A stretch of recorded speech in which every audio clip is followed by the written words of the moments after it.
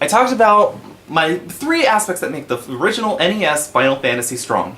And here is how here's where things clash and things change when it comes to Final Fantasy Dawn of Souls 1, also 1, for the Game Boy Advance. Now, the reason why I took up the remake of this one was, as I praised it before, was because of the lack of graphics. And I know that's probably really bad of me. I mean, I understood it. I really got to get my imagination to work when I was playing the NES version.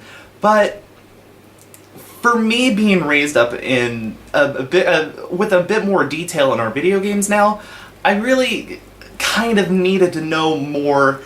I needed something, a little bit more color to fill in the palette.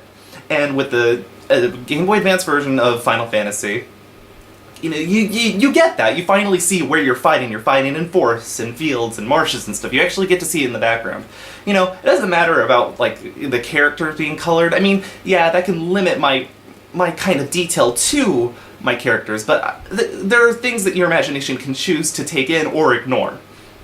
But having a little bit more detail to the world helps me feel like it's a little bit more alive, rather than a very still, flat landscape like it is in the NES version.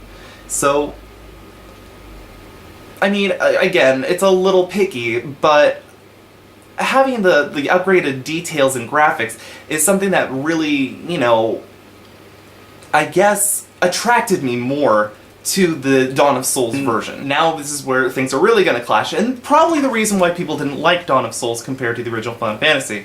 It was that the challenge that the NES version had basically went away. It's when I played the Dawn of Souls version, it's vanished. There really wasn't much to be afraid of anymore once I got to the Dawn of Souls version. I was basically steamrolling enemies from the get-go, you know, and as time went on, and I'm sort of looking for the next place to go, and going by a walkthrough on the internet, I saw that my level was way higher than recommended. I don't know if I was playing the easy version, or if there is an easy and a hard version for the Dawn of Souls Game Boy Advance version, but I never had a TPK, I never had to worry about boss fights, I never had to worry about mini-boss fights, or really hard enemies, really tricky ones. The only thing that really miffed me were the one-hit kill spells. But other than that, I was steamrolling just over everything. And it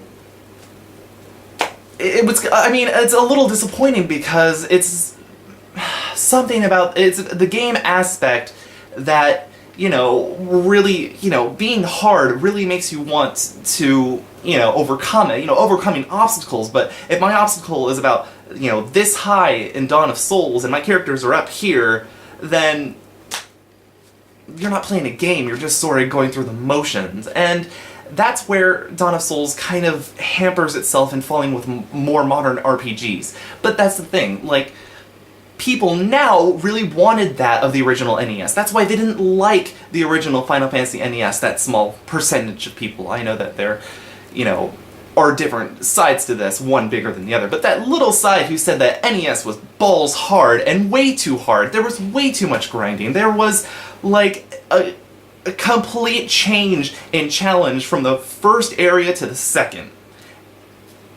Not so much in Dawn of Souls, the GBA version. So another aspect that makes Dawn of Souls, I'm pretty much gonna go with the NES version of Dawn of Souls now, but the Dawn of Souls version that I guess helps tweak a few things. There's basically a few patch notes. The thief gets stronger, the red mage kind of hampers a bit, storyline gets better, people can actually have more dialogue now, you know, monsters end up having more HP, bosses are said to be harder, though I never personally had a challenge with that.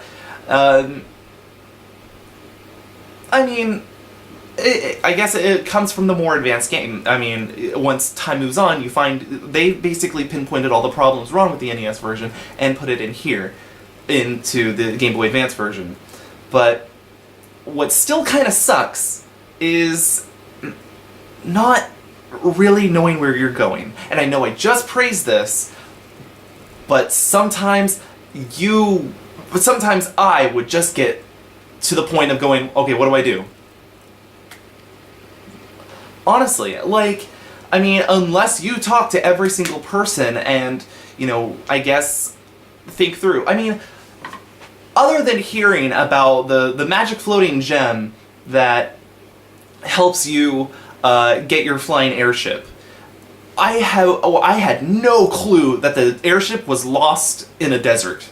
Like, all I heard rumors were about the people of the sky and the gem, but nothing more than that. I really had to use a walkthrough on this one, and maybe that's me being stupid. I've always had walkthroughs ever since the first Pokemon games, but again, that was when I was 10, so maybe I'm just a bad gamer that way. But sometimes these clues are really, really out of the way. And it starts off, I think where it really starts rolling downhill is when you're in Elfland, and, you know, you're looking for a guy who put the prince under a spell, and, you know, you're basically thrown up to exploring a lot. And if you happen to get to the marsh cave, good for you. If you happen to get to the castle, then he'll just tell you to go to the marsh cave. And after, you know, so much time is being used going back and forth and so many counters in between that I have, like, I'm just basically plowing over because my items are good, my armor is great, and my weapons will murder my thief and warrior, basically one-hitting everything. I was basically going from place to place and just sort of trifling with combat. So maybe this is just me versus Final Fantasy thing altogether. Maybe it helps a little bit better with the Dawn of Souls story improvement. I don't know. But that's gonna be, you know, that's where I'm gonna knock off both the NES version and the Final Fantasy version, is that when you get down to it, even though, you know, as the game goes, there are few puzzles and few clues to, you know, really get to where you're going next, the battle is a grind. It is grinding, grind,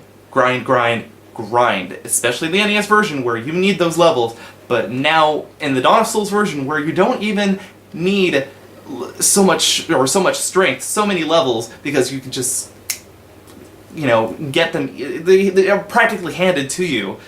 It's just arbitrary by the time it gets to Dawn of Souls, and I mean, a lot of the risks kind of falls out when you know that you can beat one of the 4 fiends without a TPK, or without worrying about anyone dying. So another one of the better things that kind of conflicts with the original NES version that the Game Boy Advance version brought was being able to save anywhere, not just saving while you rested with certain items or an inn. I will say though, this hampers the original RPG mindset, because when you do save, I guess where you would come in as a role-playing character, you would expect an easy save point to be when you fall asleep, you know, when you finally get rest, and then, you know, that would be your save spot, that kind of, you know, moment where you can come back to and everyone has all their life again. You know, but again, people didn't like that, so in the Dawn of Souls version, you get to save wherever you want, which, again, a more modern look at games, because it should be the freedom to save wherever you want. But it kind of chips apart your immersion as a character, as being in roleplay. You know, I guess what I mean to say is that sometimes you are given these limitations because to be able to work around them or be able to work with them helps, you know, it's basically a limitation to overcome again, or a limitation that builds that defines the world around you.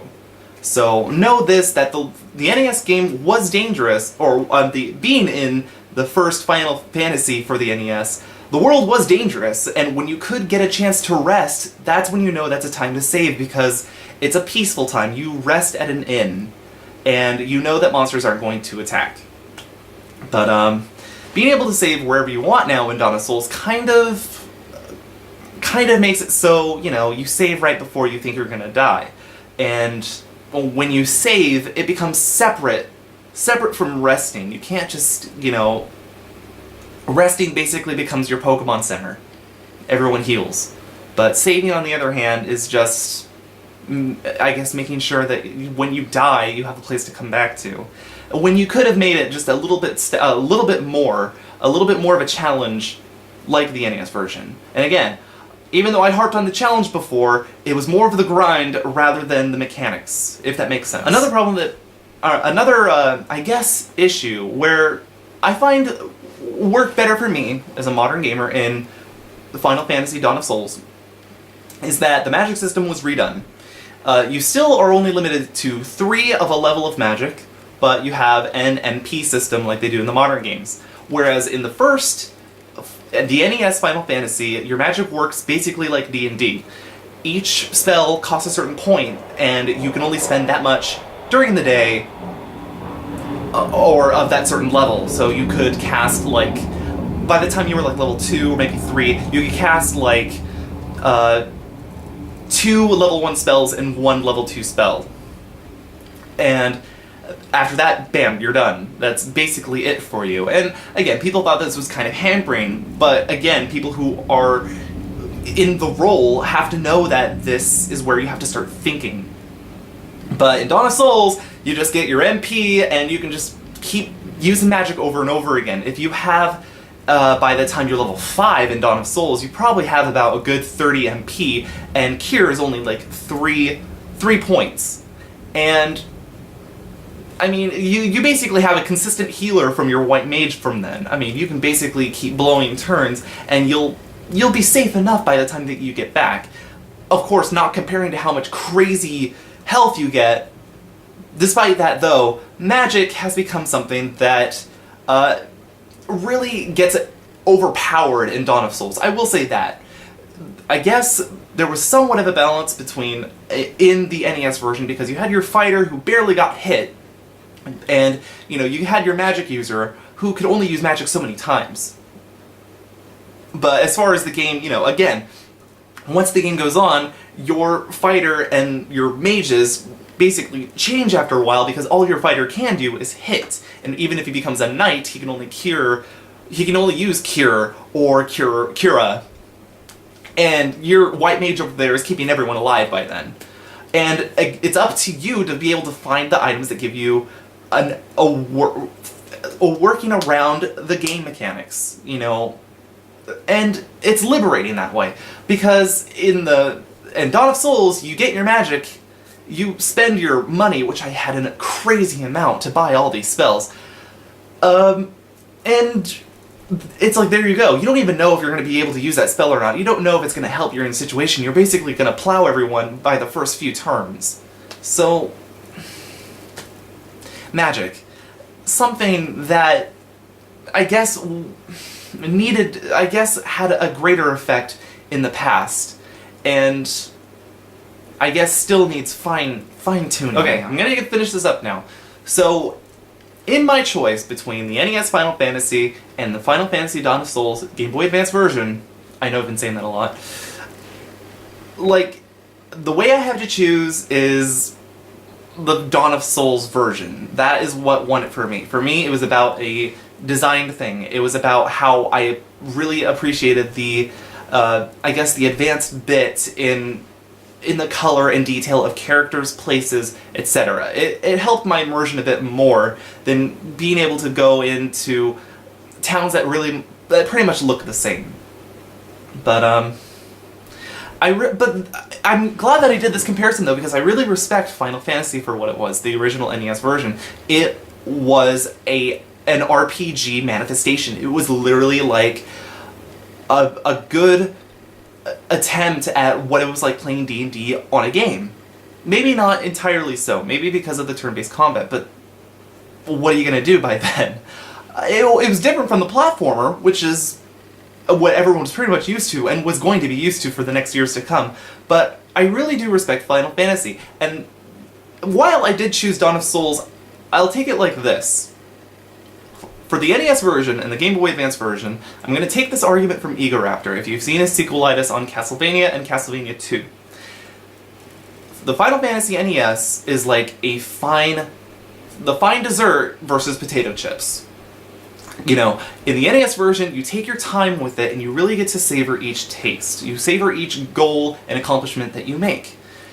And once it's done, it's done. You may feel satisfied. You may want to play it again and try something new, but that was so worth it, so filling in the end, that, you know, after all this time, you know, really taking it bit by bit, you really got to respect why it is fine cuisine.